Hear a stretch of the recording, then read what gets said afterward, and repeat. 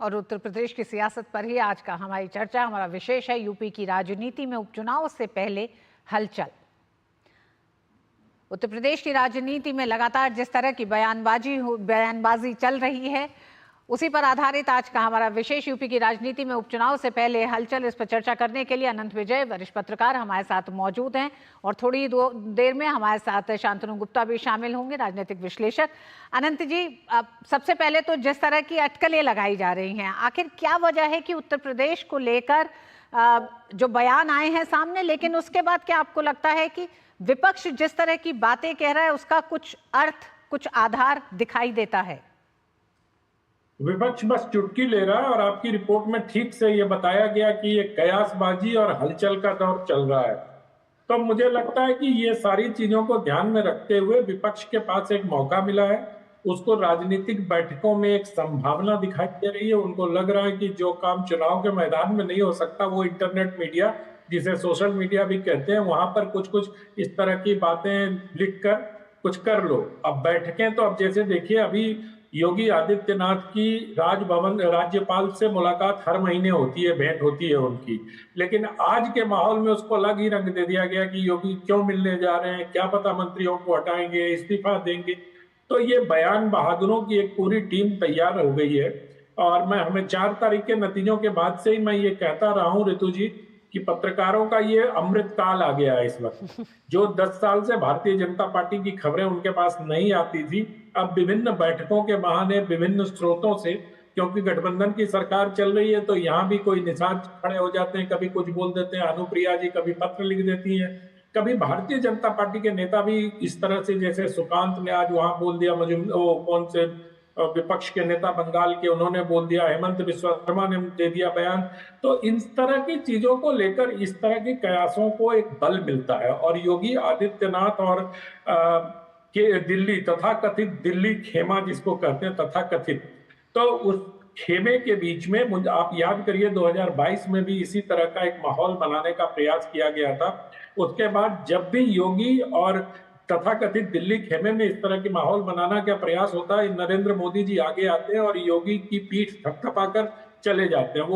वो विजुअल याद करिए, जब योगी जी के कंधे पर हाथ रख के प्रधानमंत्री नरेंद्र मोदी चले थे, 2022 की घटना है मुझे जहां तक याद है। तो उस समय भी एक ऐसा दौर चलता था।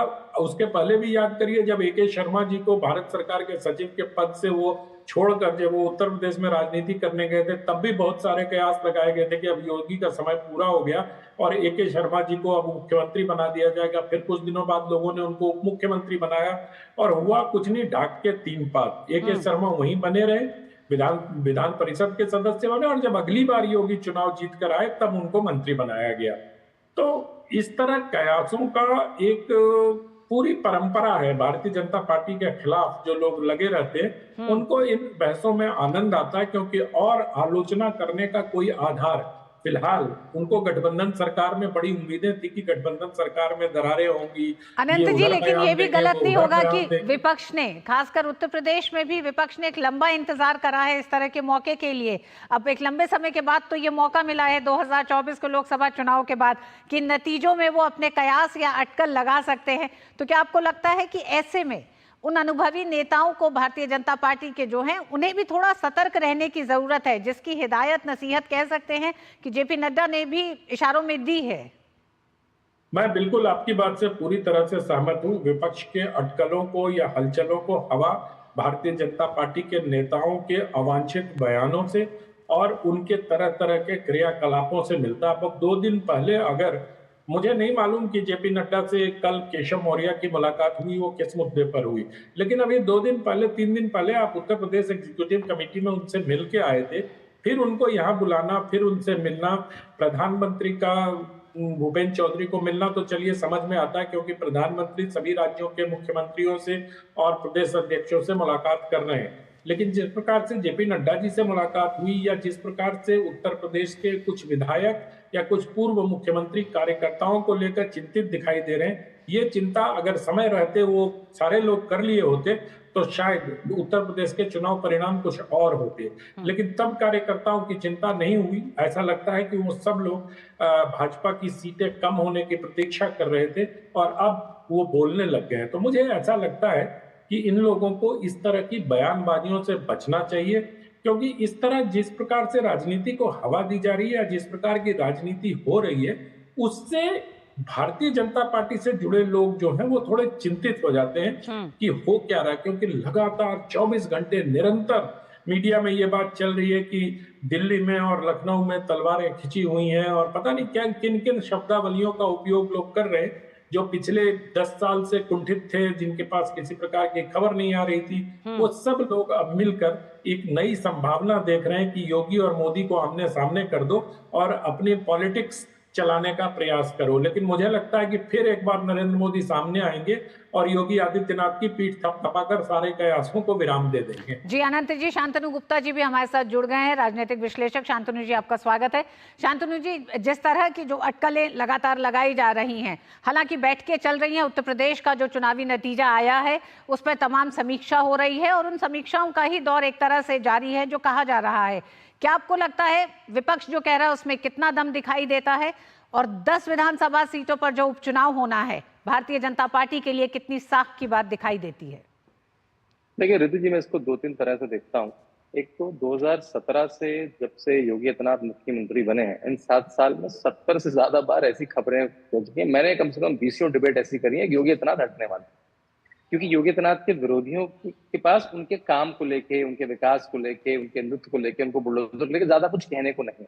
तो ये इसे मीडिया के कुछ चैनलों ने, यूट्यूब के तो बहुत सारे चैनल इसी कॉन्स्पिरेसी थ्योरी पे चल रहे हैं। मैं आपको 2021 की बात बताता हूँ। 5 जून को योगी आदित्यनाथ का जन्मदिन होता है। पिछले 2021 वाले, क्योंकि उस समय कोरोना का समय चल रहा था, 2021 में नरेंद्र मोदी ने 5 जून को ट्वीट नहीं करा बर्थडे का।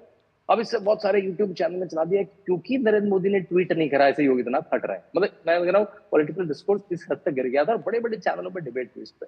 फिर कुछ दिन बाद जब वो दब गया, पता लगा कि कोरोना के चक्कर में प्रधानमंत्री किसी को ट्वीट नहीं कर रहे हैं, उन्होंने फोन करके बधाई दी। फिर पता लगा आया कि भाजपा उत्तर प्रदेश के पेज पे नरेंद्र मोदी का फोटो नहीं। पता लगा वो तो 6 साल से नहीं है, क्योंकि मुख्यमंत्री हैं, उप मुख्यमंत्री हैं, संगठन मंत्री हैं, प्रदेश अध्यक्ष हैं, इतना पेज भर जाता है कि उनका फोटो जो वॉलपेपर है उसमें नहीं आता है। तो मैं कह रहा हूँ वो डिस्कोर्स इस स्तर तक पहुंच चुका है। तो ये सबसे बड़ी खबर है। मतलब अगर बहुत सारे नेता, बहुत सारे राज्यों के उप मुख्यमंत्री दिल्ली आते हैं, लेकिन उत्तर प्रदेश खबर क्रिएट करता है क्योंकि सारा चैनल सब नोएडा में है। मैं इसको डोर स्टेप रिपोर्टिंग भी कहता हूँ। तो उत्तर प्रदेश की 5 रुपए की खबर भी 500 रुपए की बन जाती है, और बंगाल की, केरला में खून हो जाए, कत्लेआम हो जाए, वो भी टीवी तक नहीं ट्रैवल करती है। देखिए एक फिनोमेना है, लेकिन मैं ऐसा नहीं कहूंगा कुछ सुखबगाट नहीं है। देखिए भाजपा में स्पेस, शांतनु जी, अखिलेश यादव बड़ा मतलब मुखर होके एक तरह से उन तमाम बातों की तरफ इशारा कर रहे हैं जो पार्टी के भीतर पे कटाक्ष कस रहे हैं वो लगातार। तो इसको आप किस तरह से देखते हैं? ये क्या सिर्फ एक तरह से आपदा में अवसर के तौर पर विपक्षी पार्टियों के लिए है, अखिलेश यादव के लिए है, या कुछ है?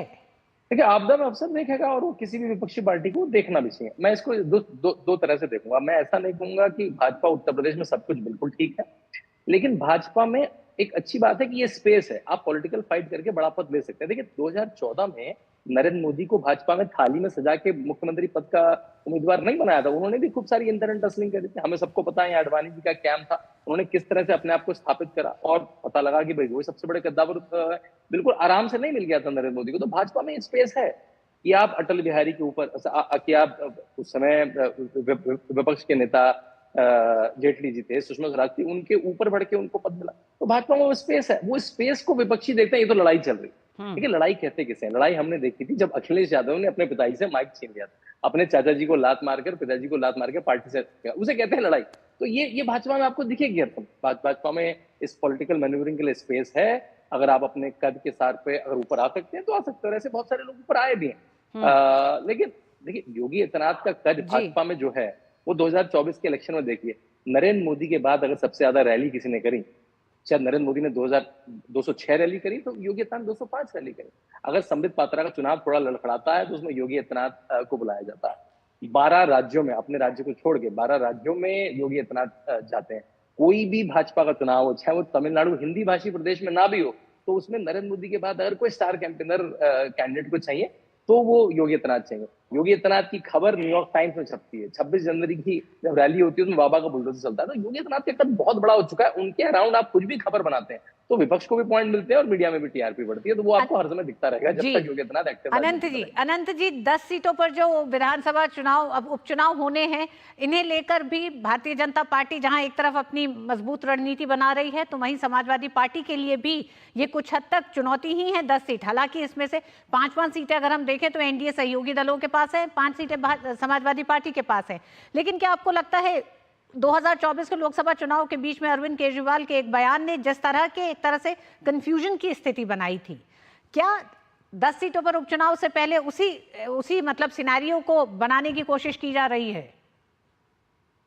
मैं ऐसा समझता हूं रितु जी की जो 10 सीटें हैं विधानसभा की, वो उत्तर प्रदेश की राजनीति के लिए बहुत महत्वपूर्ण है। इस बदले हुए सिचुएशन में जब भारतीय जनता पार्टी की सीटें कम हो गई हैं उत्तर प्रदेश में और समाजवादी पार्टी की सीटें बढ़ गई हैं, ऐसे में उत्तर प्रदेश में जो तैयारी योगी आदित्यनाथ अपने 2-2 मंत्रियों को लगाकर और जिस प्रकार से आपके यहाँ चल रहा है कि वो रात्रि विश्राम करने की सलाह दी है, तो ये योगी आदित्यनाथ जी के लिए भी मुझे लगता है कि एक ऐसा अवसर है जिसमें वो अपना मेटल प्रूव कर सकते हैं। उनके सामने एक अवसर है कि वो ये लोगों को बता दें और सारे चर्चाओं पे विराम लगा दें। देखिए 4 सीट बीजेपी के पास है और 1 उनके सहयोगी के पास है और 5 सीटें समाजवादी पार्टी के। अगर समाजवादी पार्टी से वो 1 या 2 सीट भी छीनने में कामयाब हो जाते हैं तो फिर इन सारी चर्चाओं पे विराम लग जाएगा। चर्चाओं पे विराम तब भी लगेगा जब दोनों की सीटें जितनी थी वो सब रिटेन कर जाएंगे। दिक्कत तब होगी योगी आदित्यनाथ जी के लिए, और वो भी दिक्कत इन्हीं लोगों की तरफ से होगी क्योंकि ये इतना बड़ा मुद्दा नहीं है जिसके आधार पर एक इतने ताकतवर और लोकप्रिय मुख्यमंत्री से इस्तीफा मांगा जाए, क्योंकि इस तरह के परिणाम अन्य राज्यों में भी बहुत आए हैं और लोगों ने उसको देखा भी है।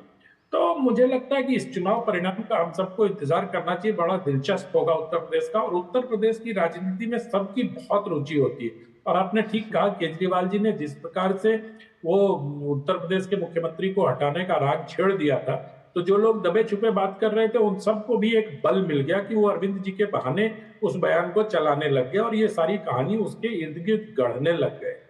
जिस प्रकार से अभी ये ठीक है कि वो कुछ दिक्कतें होंगी, अब मुझे लगता है, लेकिन जिस प्रकार से अभी मुख्य सचिव का चयन हुआ है और मुख्य सचिव योगी आदित्यनाथ जी ने अपने अफसर को बनाया, अपने पसंदीदा अफसर को बनाया, उससे इन चर्चाओं पर विराम लग जाना चाहिए कि दिल्ली तथाकथित दिल्ली लॉबी का बड़ा हस्तक्षेप लखनऊ के प्रशासन में होता है, होता होगा, मेरे पास जानकारी नहीं है, लेकिन जो सतह पे दिखाई देता है उसमें अब ऐसी कोई स्थिति मुझे दिखाई नहीं देती। आनंद जी, प्रदेश अध्यक्ष भूपेंद्र चौधरी का प्रधानमंत्री नरेंद्र मोदी से मिलना, उसके बाद एक लंबी बैठक गृह मंत्री के साथ प्रधानमंत्री निवास पर पीएम मोदी की होना, और फिर ये आना कि प्रधानमंत्री कल भारतीय जनता पार्टी मुख्यालय जा सकते हैं, इस तरह की भी सूचना है।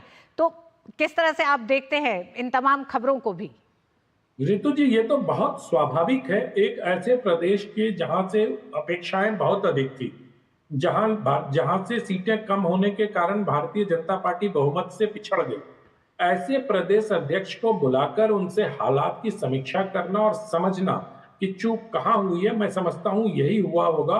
और उत्तर प्रदेश को लेकर अभी और मंथन होगा मुझे लगता है, क्योंकि उत्तर प्रदेश बहुत महत्वपूर्ण राज्य है और 80 सीटें हैं वहां से, और जिस प्रकार से उत्तर प्रदेश में सीटें कम हुई है भारतीय जनता पार्टी के, वो किसी भी, अगर वो कांग्रेस की भी कम होती, खैर कांग्रेस के पास तो 2-2.5% वोट है, मैं गलत नाम बोल गया, उनकी क्या सीटें कम होंगी, उनकी तो बहुत बढ़ गई हैं। लेकिन जिस प्रकार से भारतीय जनता पार्टी अपनी अपेक्षाओं से दूर रह गई, जिस प्रकार से वो पिछड़ गई, तो ये तो एक किसी भी स्वस्थ और जीवंत राजनीतिक दल का प्रतीक है कि वो अपने उस कैप्टन को बुलाकर, हो सकता है आने वाले समय में जिस प्रकार से बैठकों का दौर चल रहा है, योगी आदित्यनाथ जी की भी प्रधानमंत्री से मुलाकात हो, ये भी संभव है। लेकिन तब क्या खबर चलेगी? खबर ये चलेगी कि योगी दिल्ली दरबार में तलब किए गए। ऐसा नहीं होता है। प्रधानमंत्री देश के मुखिया है, और अगर वहां उनको लगेगा कि राज्य में किसी प्रकार की कोई समस्या है, तो वहां अपने सहयोगी को बुलाकर चर्चा करने में तलब करने जैसी कोई स्थिति नहीं होती है। लेकिन ठीक है, पत्रकारों का अमृतकाल चल रहा है, तो अमृतकाल में तो सब कुछ अपने मन से ही चलता है लोगों का। जी बिल्कुल अनंत जी। शांतनु जी, भारतीय जनता पार्टी के लिए 2014 की जीत और फिर 2017 में 312 सीटों के साथ योगी आदित्यनाथ की बड़ी जीत, 22 में एक बड़ी जीत। उसके बाद जो 2024 के नतीजे हैं निश्चित तौर पर समीक्षा मांगते हैं और समीक्षा होगी भी, लेकिन क्या ऐसे में आपको दिखाई देता है योगी आदित्यनाथ की पूरी कार्यशैली और 24 के जो उत्तर प्रदेश के नतीजे आए हैं 80 सीटों पर, वो ये कहते हैं कि जमीन पर भारतीय जनता पार्टी के लिए सब कुछ ठीक नहीं है। तो इन मुलाकातों में से क्या भविष्य में आप कुछ निकलते देख रहे हैं, कुछ बड़ा बदलाव देख रहे हैं, जिसके तमाम कयास भी लगाए जा रहे हैं? ऋषि जी, आपने ठीक कहा। 2014 के बाद से भाजपा ने अपनी खोई जमीन उत्तर प्रदेश में फिर प्राप्त करी, और 14 नहीं, केवल 14, 17, 19, 22 और इसके बीच के पंचायत के चुनाव और निकाय के चुनाव, सब में भाजपा में। और 2017 के बाद से योगी आदित्यनाथ की भी भूमिका उसमें रहने लगी। तो ये तो बिल्कुल आम है। और भाजपा ने एक काम करा, भाजपा ने जो अपना वोट परसेंटेज है वो 40 के ऊपर ले गई। जब भी अखिलेश यादव पूर्ण बहुमत से मुख्यमंत्री बने या मायावती बनी, उनकी सीटें भी 205, 208 होती थी, उनका मत प्रतिशत भी 30% होता था। भाजपा ने वो पूरी गेम 40% पर ले गई। भाजपा के लिए सिल्वर लाइनिंग ये है कि भाजपा अभी भी 42 इस चुनाव में 2024 में 42% की पार्टी है। टैक्टिकल हार हुई है, उन सीटों पर टैक्टिकल हार हुई है। और अच्छी बात है, पार्टी के लिए अच्छी बात है कि वो अपने ड्राइंग बोर्ड पर वापस चले गए। अलग तरह से समीक्षा हो रही है, प्रदेश में समीक्षा हो रही है, राष्ट्रीय स्तर पर समीक्षा हो रही है, क्योंकि जैसे कहते हैं कि भाई प्रधानमंत्री का यात्रा जो रास्ता है वो उत्तर प्रदेश होकर निकलता है। तो अच्छी बात है, सिल्वर लाइनिंग है कि वो ड्राइंग बोर्ड पर वापस चले गए।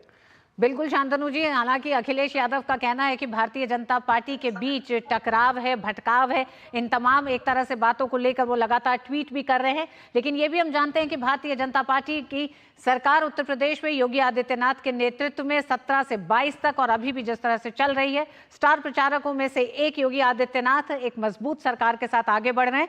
10 सीटों पर होने वाले उपचुनाव बड़ी चुनौती दोनों ही दलों के लिए रहेगी। देखते हैं किस तरह से दोनों का परफॉर्मेंस रहेगा। इस पे आप दोनों के लिए ही बहुत बहुत धन्यवाद हमारे साथ यूपी की पूरी सियासत पर चर्चा करने के लिए।